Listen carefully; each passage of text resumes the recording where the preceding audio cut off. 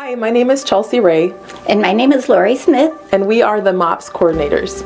We wanted to invite you to our kickoff meeting on Thursday, September 13th. The doors open at 9 o'clock and our meeting starts at 9:15.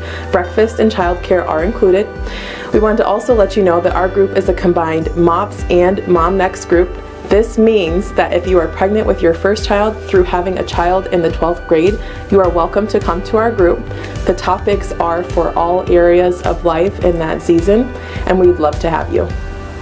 And I just wanted to let you know of a need that we have. It's amazing to have these moms come together. And where there are moms, there are little ones.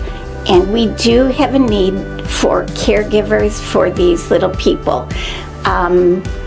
It would be just so much appreciated, and we can't start our MOPS kickoff without enough caregivers. So if we approach you, I hope you'll say yes.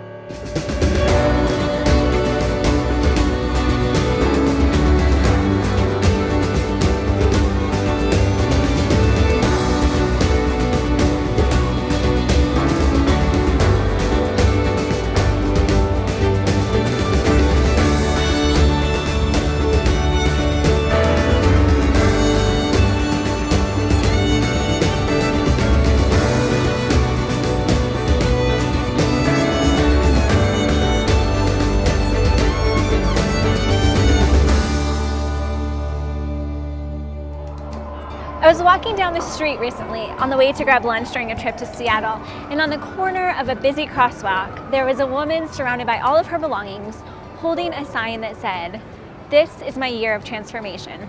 Can you spare a hug?" So I went over and gave her a huge bear hug and then continued on my way. But I have to tell you, it was the reminder I needed that day. The reminder that transformation can begin with a hug, because love is the catapult that can start us on our journey. And also that this next year will be a year of transformation, not only for her, but for all of us as well. Do you ever need a gentle reminder, something to jolt you out of your routine, to encourage you to look up and notice the possibilities all around you? Or maybe you could use a reminder that the thing that you are most worried about right at this minute, that thing is going to work out just fine. Or maybe it's the reminder that you are a good mom and a woman who has fire in your bones and passion in your heart, and that transformation is possible. Then this is the reminder, because this is your year to find your fire. One of my favorite kids' books of all time is called Tales of the Kingdom. And in the last chapter of the book, all of the inhabitants of the kingdom come to the center of town and have to muster the courage to walk through the great fire. And the reason that they have to do that is so that they can become who they really are, which makes complete sense to me, because fire is always a tool of transformation.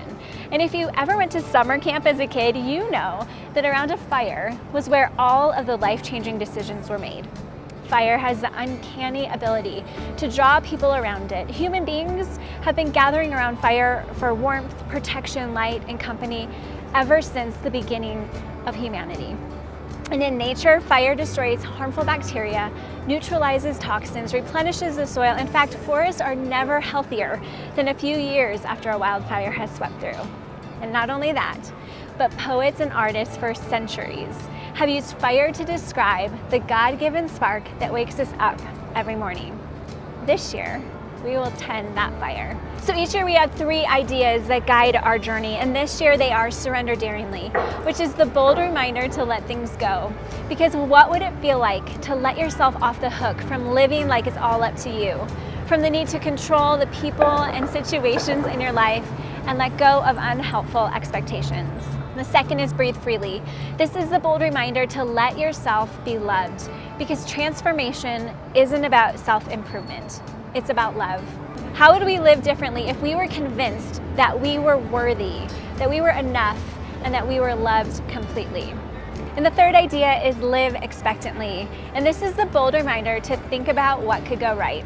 It's about recognizing that if you feel stuck or like life is passing you by, maybe one place to start is to try throwing yourself into the small things. Because whoever said that small things don't matter has never seen a match start a wildfire. This year, finding our fire is about burning down all of the unhelpful things we are believing and the habits we're living, and then experiencing transformation through finding our worth, passions, and regaining our energy. Some women fear the fire, others tend their God-given fire and use it to light up their hearts and the world. Let's be those women.